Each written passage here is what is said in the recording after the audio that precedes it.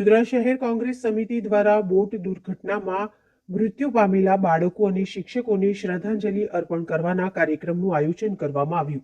વડોદરા સ્થિત હરણી તળાવમાં બાળકો તથા શિક્ષકો ભરેલી બોટ ઊંધી વળી જતા દુર્ઘટના સર્જાઈ હતી, જેમાં 12 બાળકો તથા 2 શિક્ષિકા બહેનોના મૃત્યુ થતા મોરબી ઝૂલતા પુલની દુર્ઘટનાની યાદ અપાવતી આ ઘટનાને સખત શબ્દોમાં વખોડી દોષિતોને આકરી સજાની માંગ સાથે વડોદરા શહેર કોંગ્રેસ દ્વારા આજે ગાંધીનગર ગૃહના ખાતે ભૂલકાઓ અને શિક્ષકોના દિવ્ય આત્માને પરમ શાંતિ તેમજ સદગતિ આપે સાથે રામધૂન કાર્યક્રમ યોજવામાં આવ્યો હતો। આ કાર્યક્રમમાં વડોદરા શહેર કોંગ્રેસ સમિતિ પરિવાર એકત્રિત થઈ ગયા હતા અને પરિવારજનોને ન્યાય મળે આ કાર્યક્રમનું આયોજન કરવામાં આવ્યું હતું। આ કાર્યક્રમમાં મોટી સંખ્યામાં કોંગ્રેસના કાર્યકર્તાઓ સાથે નેતાઓ ઉપસ્થિત હતા। કોંગ્રેસ પાર્ટી જે બાળકો નહીં રહ્યા એમને શ્રદ્ધાંજલિ આપવા માટે, પરિવારને ન્યાય મળે એના માટે અને જે રીતે ભ્રષ્ટાચાર કરીને અને જે રીતે ગુનાહિત પ્રવૃત્તિ કરીને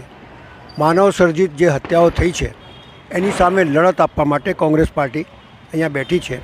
ધીમે ધીમે જેટલા પીપી કોન્ટ્રાક્ટરો આપ્યા છે એ બધાની બી ચકાસણી, કારણ કે જે તે સમયે જે અધિકારીઓ હતા અને જે મેયર હતા, જે લોકો હતા એ લોકોએ જેટલા પીપી મોડલ કર્યા છે અને જેટલા કામો કર્યા છે એ બધાની અંદર આવું ને આવું જ છે।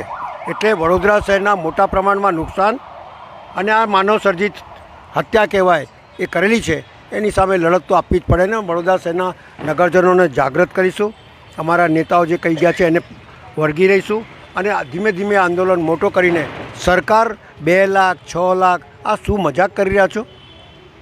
શું કરી રહ્યા છો તમે? આ સરકાર છે? સરકારે લોકોને સહાનુભૂતિ મળે એ પ્રમાણેનું કાર્ય કરવું જોઈએ। તાત્કાલિક વળતર આપી દો, 2 લાખ ને 6 લાખ, 6 લાખમાં જીવ બચે છે, માણસ જીવતો થાય છે શું? એ પ્રમાણની જે એમની ગોઠવણો છે અને જે પ્રમાણે બચાવવાના કાર્યક્રમો ચાલી રહ્યા છે એની સામે કોંગ્રેસ પાર્ટી લડત કરશે। ન્યાય લોકોને મળે,